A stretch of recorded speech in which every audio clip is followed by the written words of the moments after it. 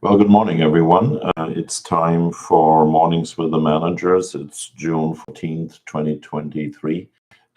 This Mornings of the Managers brought to you by the letter M, as in mornings and manager and Monterey. So, without further ado, let me recap last week's council meeting.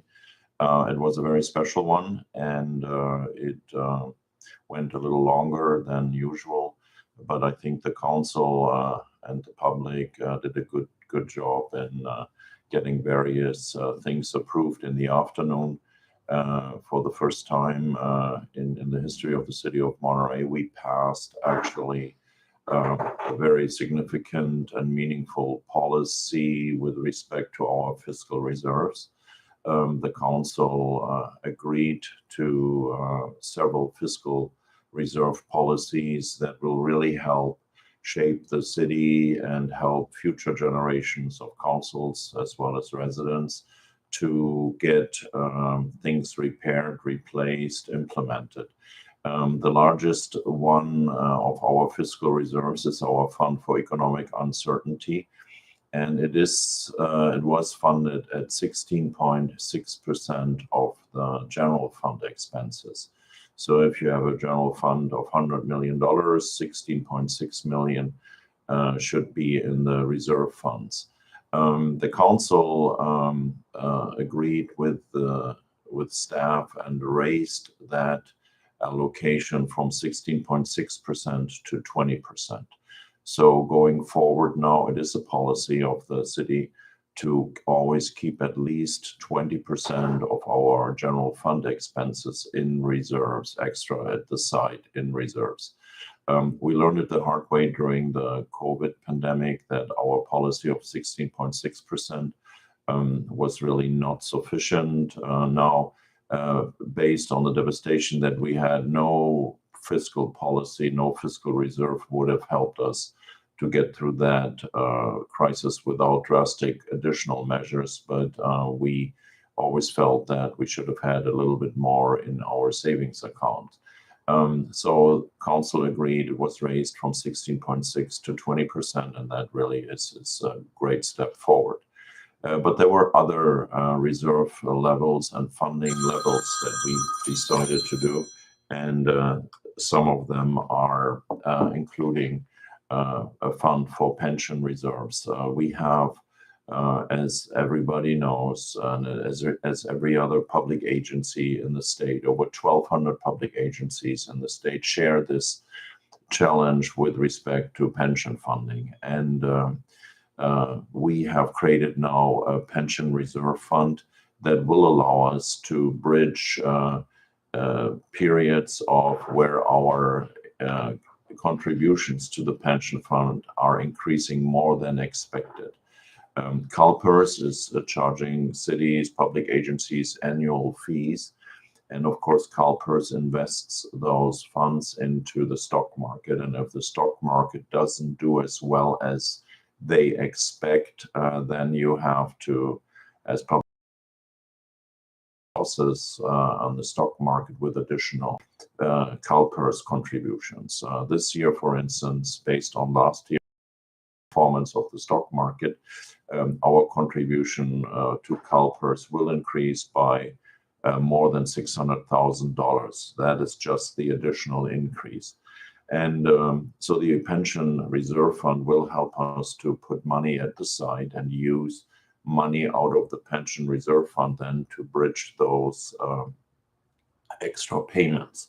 While the money is set aside, it's actually invested in a special fund and will be also hopefully getting additional revenues through the overall performance of those funds. This fund will not increase dramatically. It is basically just a spending account that you put aside. You don't have to overfund it. We don't know yet where the sweet spot is for that fund, but we have it funded at about $6 million now. And we have committed that the council will continue and the city will continue to fund it. It will help us drastically when we will not be faced then with choices of reduction in services or layoffs should there be an unexpected high increase by CalPERS. We created a funding stream for that as well, pension reserve fund, very important. We also created facility reserves. As you know, we have already created facility reserves for the sports center and for the conference center, but we also created facility reserves now for the parking garages, as well as for overall the library and the public safety building. We had already over $1.8 million in the conference center facility reserves and the sports center facility reserves, but now our policies are basically committing the city council to continue paying into those facilities, and that will be very helpful for us. When you look at the Monterey Sports Center and you look at the Monterey Conference Center, these are high impact facilities, each one with a different purpose, but if we don't reinvest in them, they will not be as significant and important for our community and our customers as well. So again, council did all that. And last but not least, we created two more policies for a technology reserve fund.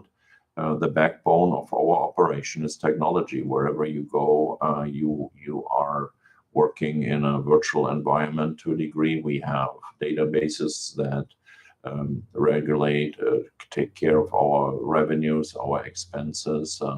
We have a police record management system. We have a fire management system, public works system, parking technology. We just did a major upgrade there for $2.3 million or so. So you see a lot of those elements, let alone the day-to-day communication through emails and Teams meetings and Zoom meetings. These all cost money, and these all require also an investment into our IT networks. And the Technology Reserve Fund will be funded at about $3 million. So we want to maintain a balance of $3 million there to have enough money to exchange servers or switches or machines, etc. Last but not least, sea level rise. Sea level rise is a fact. We have to deal with it. Our sea level rise is projected to be adjacent to wharf number 2 and kind of to go to the right-hand side where you find the Del Monte townhouses. That is the sector that we are most concerned about. And we need to take care for the future cost of that. We might be hardening the coastline, or we might be retreating there and relocating utilities and road networks. It's not quite clear what the ultimate winning strategy is, but we need to put money aside, and we have now also in that reserve fund, I believe, $500,000. Now that's a good start. And a lot of folks will say that's probably not enough. It's not. We have to continue to pay into those. So that was a significant accomplishment by the council that happened Tuesday afternoon, and then in the evening, 3 large topics in front of the council: the budget, the capital improvement program, and cannabis again. And so the budget is now $200 million for the city of Monterey, $100 million, give or take a few $100,000 in the general fund, and the other $100 million, give or take a few $100,000, is in various special funds in the city, like parking fund, Tightland fund, sewer fund, other enterprise funds. And so that budget got approved, and the council heard a long presentation about various aspects of the budget, but we also shared with them where we are with respect to bringing back the workforce to levels that were pre-pandemic. And we provided them with a lot of data points and shared a breakdown of employees that have come back, positions that have been restored. As of today, it is my understanding we have not brought back 8 full-time positions yet of the 72 positions that were laid off, plus 12 regular part-time positions. So we are still not fully staffed where we were. On the other hand, what we also understand is that people have moved on and are working in different positions, or have retired, or have moved out of state.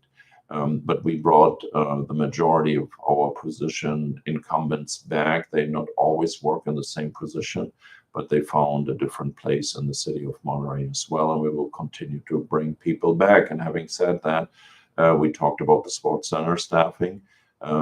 We, as staff, promised the council that there will be continuously changes being made as we see it financially feasible. And we are planning on bringing back positions there as well. We also spoke about the reopening of the Casanova Oak Knoll Neighborhood Center.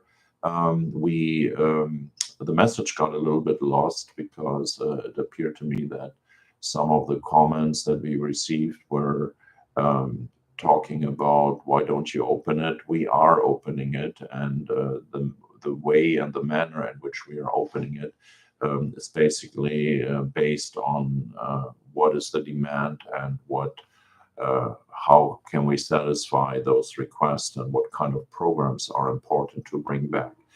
With respect to Casanova Oak Knoll, just one more data point. The youth program, the summer program, is in full swing there right now. So the programming has started, and stay tuned.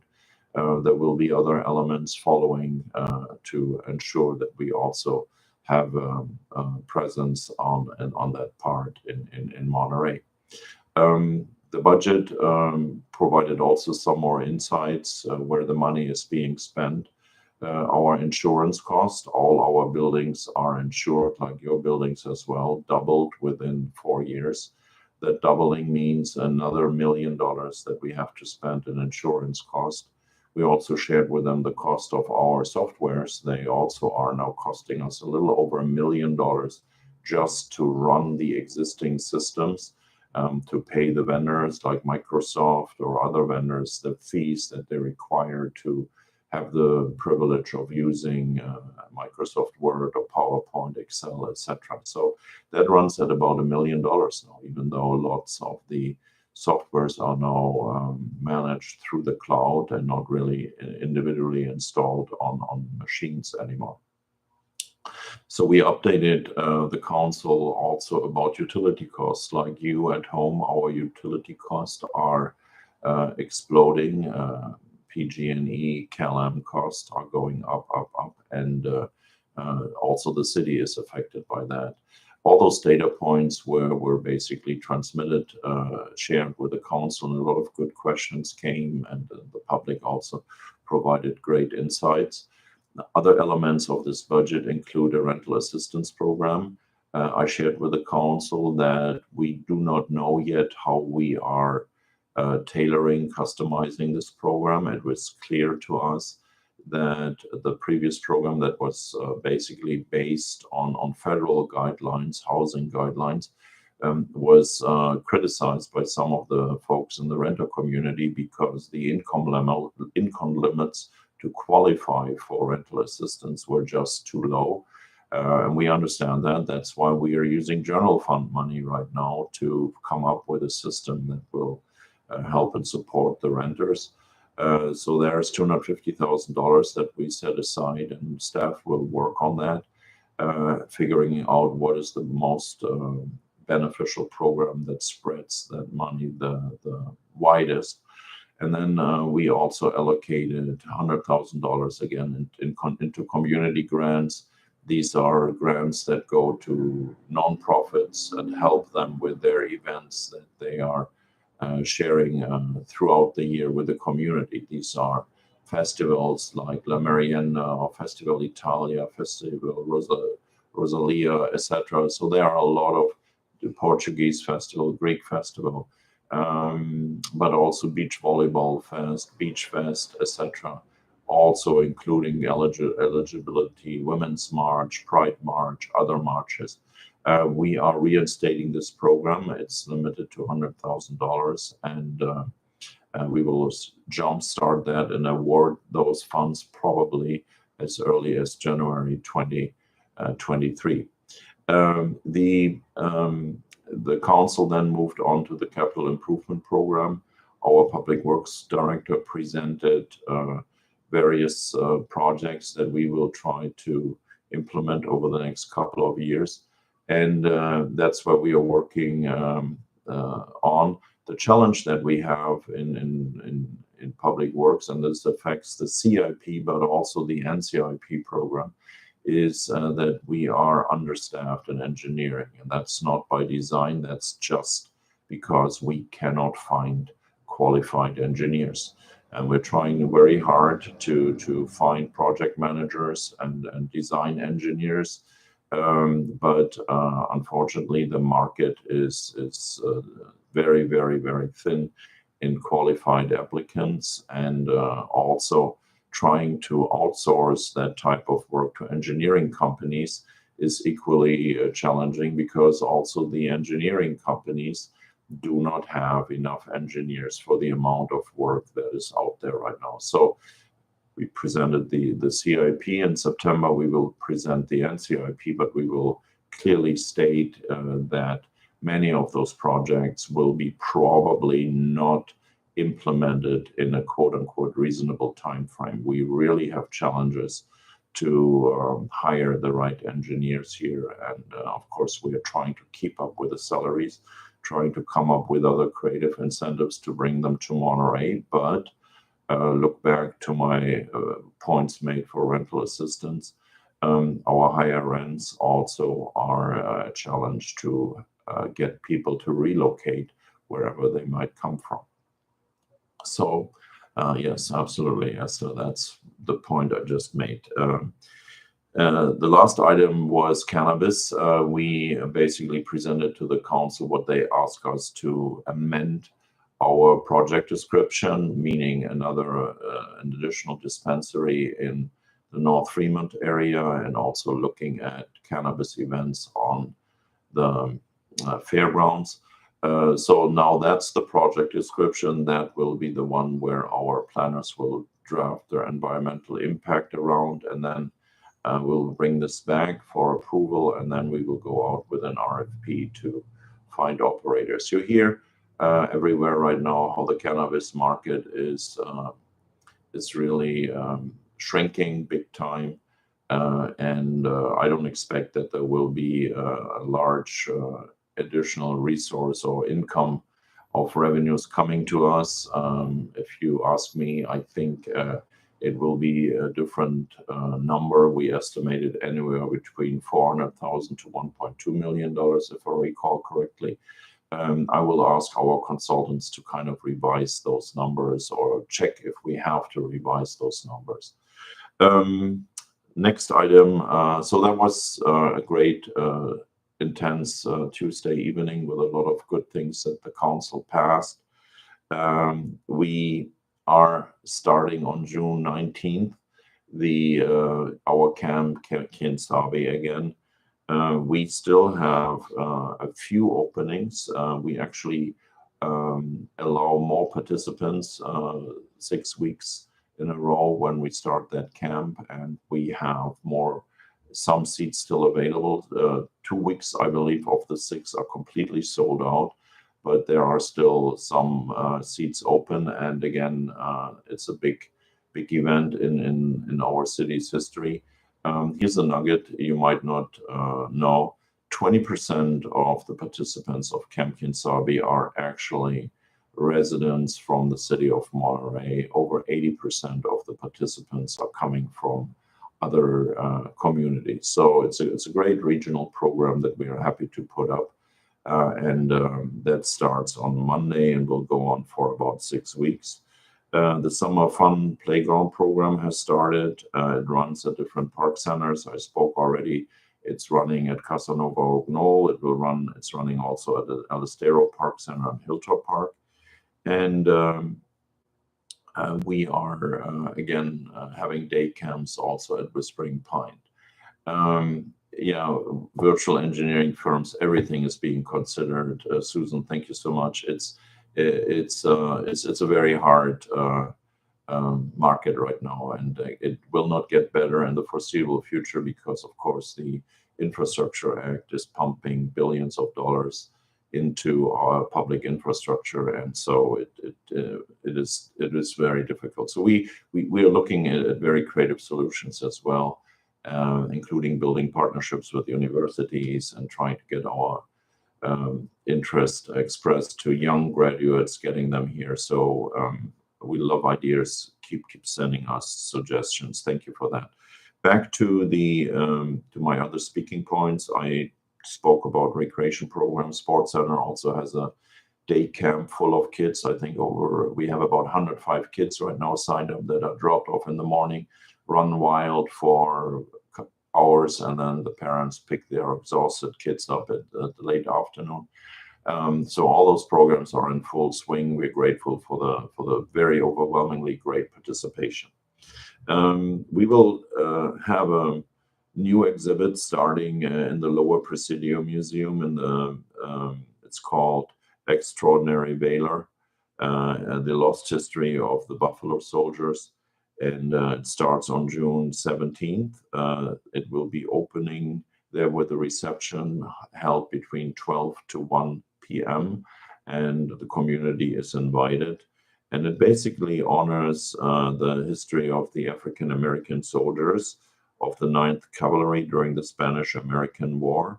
And they were known as Buffalo Soldiers, and troops A, B, C, D, Alpha, Bravo, Charlie, Delta, they arrived here in Monterey in November of 1902. And they were very important to our community as well as to that cavalry post. And so take a look at the exhibit and check it all out. The Monday, the 19th, is a holiday also now for the city in celebration of Juneteenth, and city offices will be closed. Stohan's roof has a hole in it, and many of the assets is demolition by Legnac. Is the city interested in preserving this historic asset? Yes, Bob, of course. We understand the issues there. As you may know, Bob, the ownership is a challenge there, and we have reached out also to the right folks there to let them know what's going on, and they cannot just let the building go away, because Stohan's Gallery is an integral part of the potential redevelopment of that site. But there are, as we all know, a lot of legal challenges in that project. On Monday, we let the what's it called? The rowers go. The world toughest row kicked off on Monday morning at 7 a.m. 14 different teams are competing and rowing from Monterey to Kauai. There's a great website out there on worldtoughestrow.com where you can actually track the individual boats, and you can also download an app and track it on your smartphone. The teams are driving for different causes. There is a cause for providing awareness to eating disorders, to ALS, to the environment, etc. So it's a very, very environmentally driven race. They are rowing from Monterey to Kauai, and the average trip will take about 40 days of rowing. They will be accompanied by a supply boat that will just check up on them. But if you look at the field already, those boats are already hundreds of miles apart. So it's not a very it's a very challenging row, because you are by yourself for days or weeks, and then comes the boat and checks up on that. It's a huge event all over the world, and they also promised us to come back next year to Monterey with a different team, and maybe we have also a team of interested residents who want to row there, and let me know, and I'm happy to connect with the race director. Coffee with a Cop. Monterey Police is hosting the next Coffee with a Cop on Wednesday, June 28th at Tidal Coffee. That is at 400 Cannery Row from 9 to 11. Please stop by and chat with a cop. And again, 400 Cannery Row, that is the coffee shop adjacent or integrated with the Monterey Plaza Hotel. So next week, Wednesday, 9 to 11. Last point, my mornings with the managers will be taking place after the next 4th of July celebration. So I want to wish you already a happy Independence Day, happy Independence Day here in Monterey. We will again be City Hall, the focal point of Monterey's 4th of July celebrations. Starts with the fire chief putting on an apron and then squeezing out the pancakes there. That will be hosted by the fire chief and the Monterey Firefighters Community Foundation. Then Old Monterey Business Association, with financial contribution of the city, will organize and host the downtown parade. And then following the parade immediately, as always, come and join us in front of Colton Hall for the 4th of July celebration and Backyard Food Fest, how it's called this year. You find everything about this posted also online at monterey.org/July 4th. That's all for today. Thank you for your questions. That was one of the most active ones. And again, last but not least, this was brought to you by the letter M, as in Mornings with the Manager and Monterey. With that, I thank you all for listening. It remains a privilege for all of us to work with you. Looking forward to hearing from you, and have a wonderful Wednesday. Let's all hope we will see the sun one day again. Bye-bye.